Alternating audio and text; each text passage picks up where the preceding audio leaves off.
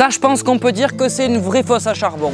Je me suis dit qu'il fallait passer à la vitesse supérieure parce que la dernière fois que j'ai utilisé cette forge là, il y a quelques jours, et ben j'ai presque cramé tout le charbon qu'on fait en une fosse entière pour 2 pauvres couteaux. Donc bon, je peux pas me permettre de rester là une nuit à chaque fois que je veux forger pour faire tourner une seule fosse. Si vous n'êtes pas familier avec le principe, ce qu'on va faire, c'est qu'on va faire un gros brasier puis venir l'étouffer pour que ça carbonise. Le lendemain, quand ce sera froid, on récupérera le charbon et on le mettra au sec dans un bidon. Pour étouffer le feu, on va mettre une tôle par-dessus, mais où est-ce qu'on pourrait trouver une tôle assez grosse ? Et voilà, les dimensions sont nickel pour cet endroit. On va marquer les bords, tendre une corde et on n'aura plus qu'à creuser un giga trou.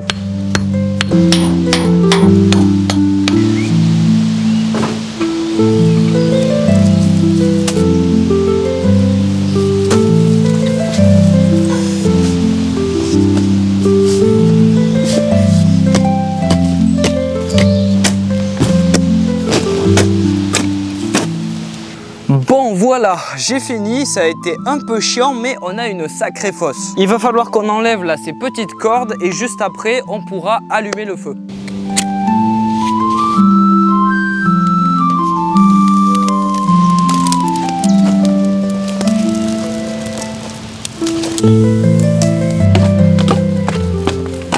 Alors par contre on a un petit problème, c'est en train de cramer la barrière, j'aurais dû y penser. Donc on va venir la décaler et mettre la tôle entre les deux. J'avais déjà protégé le côté du bunker mais je pensais pas que ça allait s'attaquer au bois. Bon, je pense pas arriver à faire beaucoup mieux mais ça fera le taf.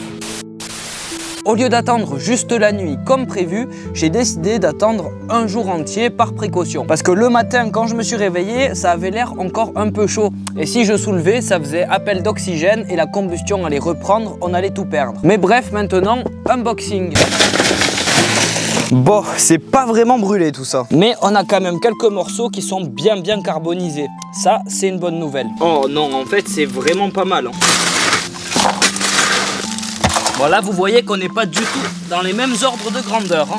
On a 3 tonnes de charbon, ça va être nickel pour la forge. Ben voilà, on a fait un peu plus de la moitié d'un bidon, ce qui fait, je dirais, 80-90 litres. On a fait au moins 3 fois plus que d'habitude, donc cette technique, ça vaut le coup. Et même sans prendre en compte qu'il nous reste tout ça, qui n'a pas brûlé, donc on pourra le brûler dans un prochain feu.